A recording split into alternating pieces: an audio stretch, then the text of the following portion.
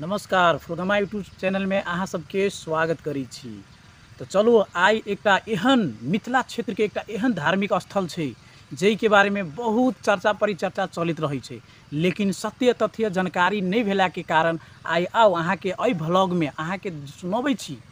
धनुषा धाम धनुषा जिला में पड़ रहल छै, जे अहाँ सब धनुषा के बाद धनुषा धाम के बारे में बहुत चर्चा परिचर्चा अहाँ मिथिला क्षेत्र में सुनित रही छी। तो वास्तव में वही के खासियत की छै, धनुषा धाम कैला प्रसिद्ध छै जे अहाँ सबके मन में बहुत प्रश्न सब उठित होइत, जेना बहुत गोरा के मालूम नहीं छै धनुषा धाम में की विशेषता छै, की खासियत छै जे मिथिला क्षेत्र में एकटा धार्मिक धरोहर के रूप में मानल जाय छै। चलू अहाँ के अगर बुझल नहीं है तो आओ फ्रोगमा यूट्यूब व्लॉग में अहाँ के हम बताबै छी। तो चलू शुरुआत करी छी। तो सबसे पहले अहाँ के बता दियौ कि एक खासियत की छै। सभ्य युग में एकटा त्रिपुरासुर नामक राक्षस छले और वही राक्षस के मारे के लागी महर्षि दिघिची नामक एकटा ऋषि के हाड से एकटा धनुष बनल रहे। वही धनुष के शिव भगवान ल के त्रिपुरासुर नामक राक्षस के मार देल गेले और मारला के बाद में जी की कैलक, वही धनुष के मारला के बाद में वो श्री परशुराम जी के आबि के हाथ में द दिल के। परशुराम के तो अहाँ सब रामायण में देखने होबे, बहुत ऋषा ऋषि मुनि छै। वो परशुराम वही धनुष से क्षेत्रीय वंश के 21 बाजी हरेलक और हरेला के बाद में फिर वो धनुष ल के श्री परशुराम जी शिवजी भगवान के पास अइलक और शिवजी भगवान के कहलक कि धनुष अहाँ राख लू। तो शिवजी भगवान कहलक जे ई धनुष हमरा नहीं दऊ, ई धनुष ल के मिथिला में एकटा मिथिला के राजा जनक छै ओकरा जाके अहाँ द दियो। तो ई श्री परशुराम जी धनुष ल के मिथिला के राजा जनक के पास द दिलक। तेकर बाद मिथिला क्षेत्र में एक दिन एहन टाइम आयल अकाल पड़ गेल, पानी नहीं पड़े, दरार फट गेले, किसान सबके बहुत समस्या होई लगले। तो वही टाइम में जनक जी के एकटा आकाशवाणी संदेश अइले। वो संदेश की रहे, जहाँ हर जोतबे सीतामढ़ी में जाके तो वही ठाम पानी पड़ते तै के एकटा संदेश अइले। तो जनक जी अपना सेना सब ल के सीतामढ़ी में गेल और वही हर जोतित टाइम में 2-4 मोरी घुमैलक। तो सिर में एकटा घैला में एकटा बच्चा भेटल जेकर नाम राखि देलकै सीता। सीता एहि दुआरे राखि देलकै कि हर के सी जे धार कहै छै ने वही से उखड़लै तो सीत ओकरा कहल जाइ छै। तो वही कारण से ओकरा सीता नाम राखि देलकै। सीता के लेलक जनकपुर अपना राज दरबार में रखलक राजा जनक जी।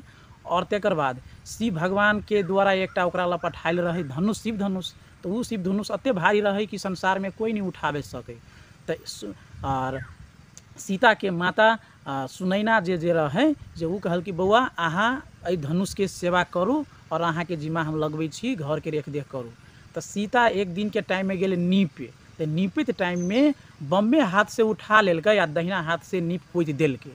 तो ये बात जनक जी और माता सुनैना के जब पता चलल तो वो सब सोचलक हम अपना सीता बेटी के लागी एहने पूरा दुनिया में जो सबसे भारी जे धनुष उठा लेते ओकरे से विवाह करब।